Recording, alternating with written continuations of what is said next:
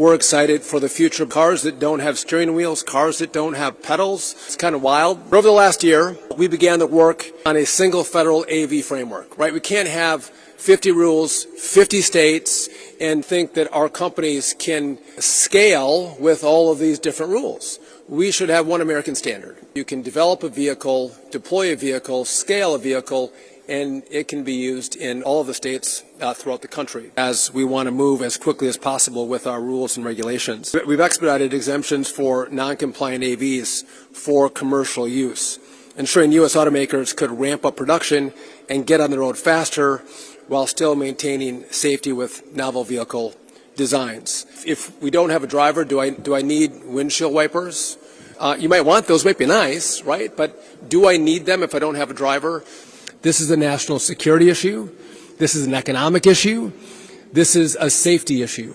Every year, we lose almost 40,000 people on our roads. And I think this technology can have a profound impact on saving more lives in America, taking that number from a stubborn 40,000 and bringing it down.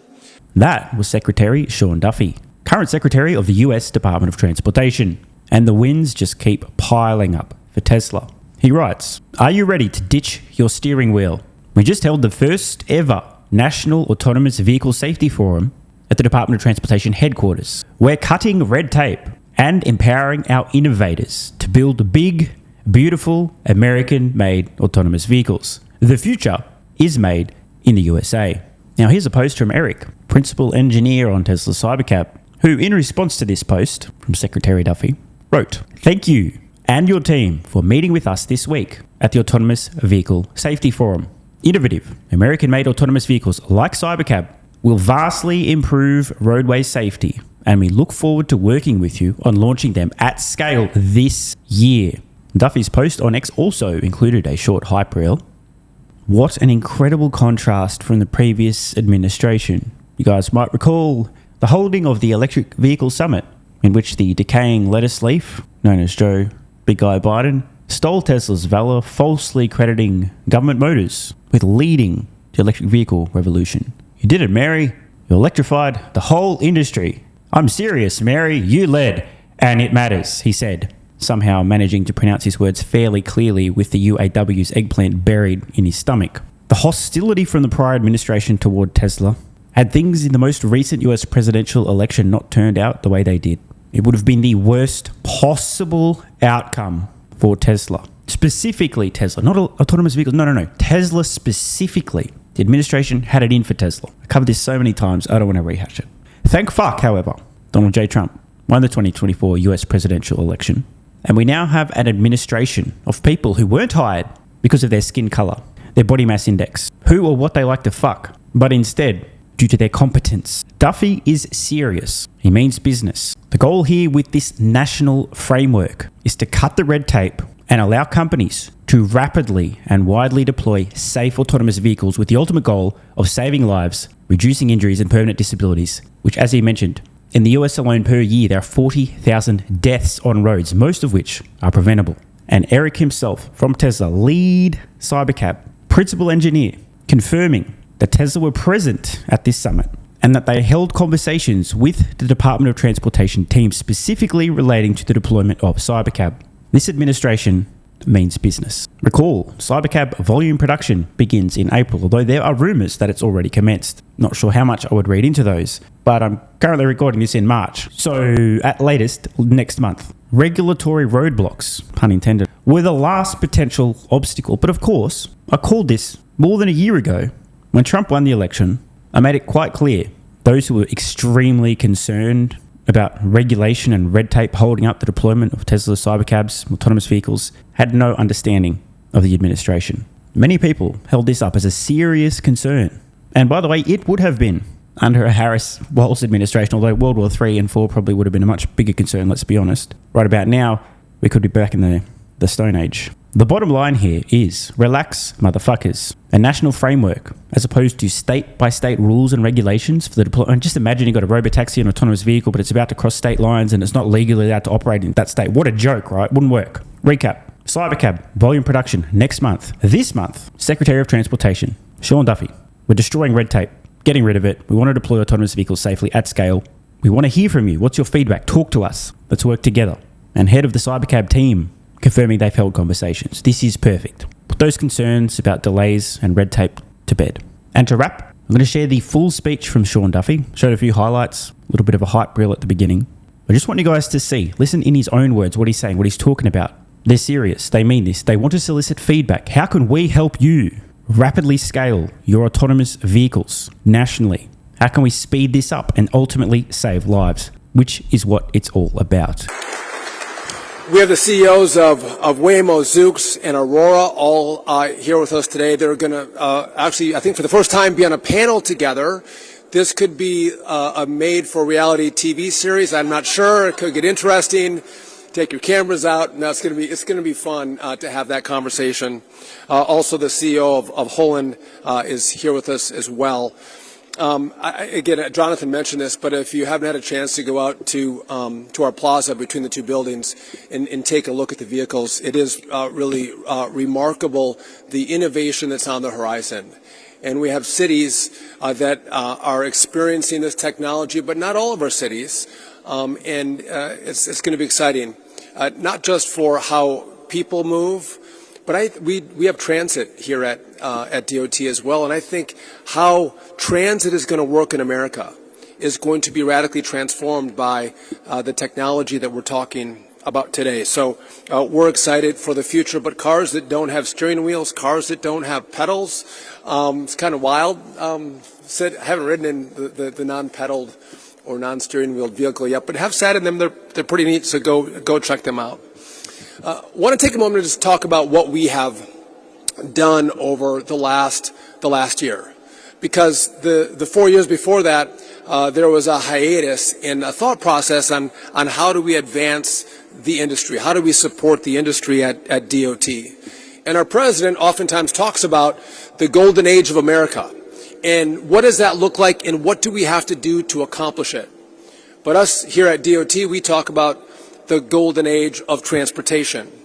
And we think that golden age is about safety, and the golden age is about innovation.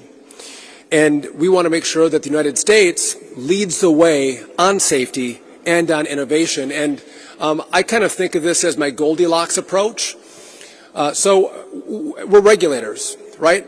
We want innovators to innovate, but we have to regulate and make sure we keep the public safe. And if we move the regulation too far, too fast, and something bad happens, the consequence is we get set back, whether it's years or decades, with our innovators. We don't want that.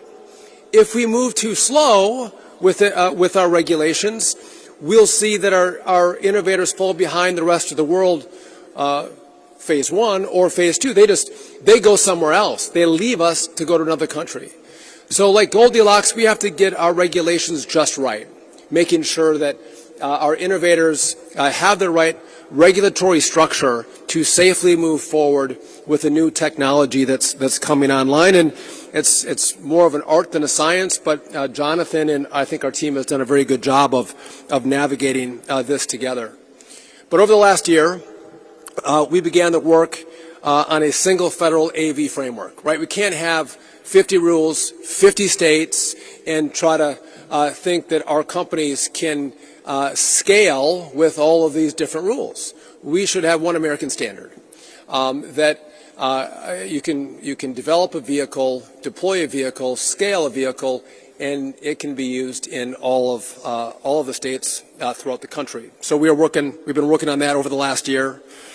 We've leveled the playing field so American-made AVs could use the same simplified, less burdensome exemption process that our foreign competitors were able to use in our country. Again, we were giving an advantage to foreign companies as compared to U.S. companies.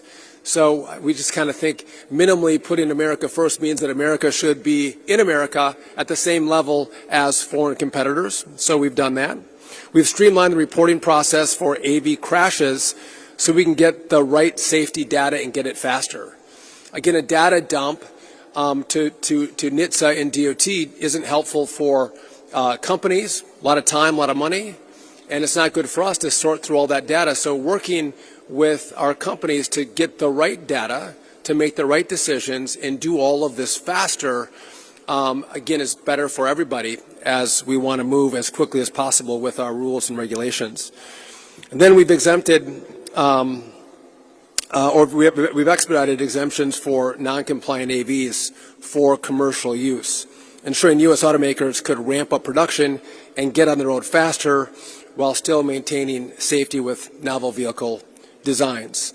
And all this happened because we have a rock star NHTSA team. I couldn't be prouder of what NHTSA has done under Administrator Morrison's leadership, but they have just, put the pedal to the metal, if you will. If there was a pedal, it would be to the metal. All the while, again, making sure that we keep the American people safe. And that is always the balance that they're using.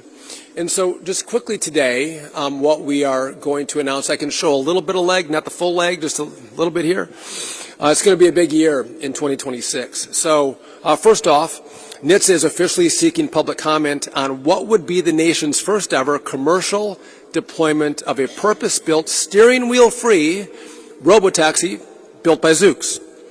This marks a major milestone towards providing the American AV industry with a streamlined pathway to scaled commercial deployment of novel AV fleets. So that's coming this year. Number two, we will be releasing the next set of technical guidance for AV developers. Again, this guidance is important to enhance safety, but also give manufacturers clear roadmaps to move forward. And I think it's important to note that the last time that this was done was almost 10 years ago in 2017. So again, a lot's changed in the last 9 years, and so that's on the horizon as well. And then number three, we're also proud to announce that I just approved NHTSA's next tranche of proposed updates to current federal motor vehicle safety standards. These updates would remove unnecessary requirements for manufacturers when they make an AV. So if we don't have a driver, do I need windshield wipers? Do I need something to defog my car? You might want those, might be nice, right? But do I need them if I don't have a driver? So we're gonna take a look at what should we have on these vehicles if we don't have an actual driver in the vehicle. And so I think all of this matters because we are in a race, right? Everyone is trying to have the best technology that will be deployed around the world. And I want the technology to be developed in America, I want the jobs in America, and I want the rest of the world to use American technology. I don't want to see a foreign competitor / foreign adversary / communist party beat America and have their technology deployed around the world. This is a national security issue. This is an economic issue. This is a safety issue. And so as we put what we're doing in that context, we should also look at every year we lose almost 40,000 people on our roads. Sean McMaster from Federal Highways is here, understands that very well. NHTSA knows that very well also. And I think we do a lot of things trying to get those numbers down, but if you've known someone who's been in one of these crashes, it devastates a family through the loss of a loved one forever. Their lives are changed forever. And I think this technology can have a profound impact on saving more lives in America, taking that number from a stubborn 40,000 and bringing it down, making progress on saving more lives, which I think will only make this country better and stronger and help us accomplish the mission of keeping our people safe. So again, I want to thank you all for being here. It's going to be an exciting day. This is our the biggest event we've held so far at DOT, and let's dig in. By the way, just I'm going to give you like 4 last things. This will be my last thing. We partner with industry, but we have a lot of people here. We look forward to your ideas. What can we do differently? What are we thinking about that if we thought about it a little bit differently, we would be more successful? what aren't we thinking about that we should be thinking about? So if you have those ideas, today is the time frame in which to give us your great feedback. And what we love is to take your ideas, make them our own, sound really smart and innovative, and we're both winners. We look great and you guys look great, so let's share ideas today. And again, I want to thank you for being here. I want to thank Jonathan, I want to thank NHTSA, I want to thank our companies. Let's have a great day. God bless. Want more content? Early access? Bunch of perks? Click the links in the pinned comment. AG1 has been part of my daily health protocol for almost half a decade. It's packed full of vitamins and minerals and helps me fill in nutritional gaps while supporting energy, digestion, and immune function. It also has prebiotics and probiotics to promote gut health. I take my health very seriously, and so should you. Try AG1 today by visiting drinkag1.com/SMR or click the link in the pinned comment and enjoy a free welcome kit with vitamin D3 plus K2 and AG1 travel packs. That's drinkag1.com/SMR.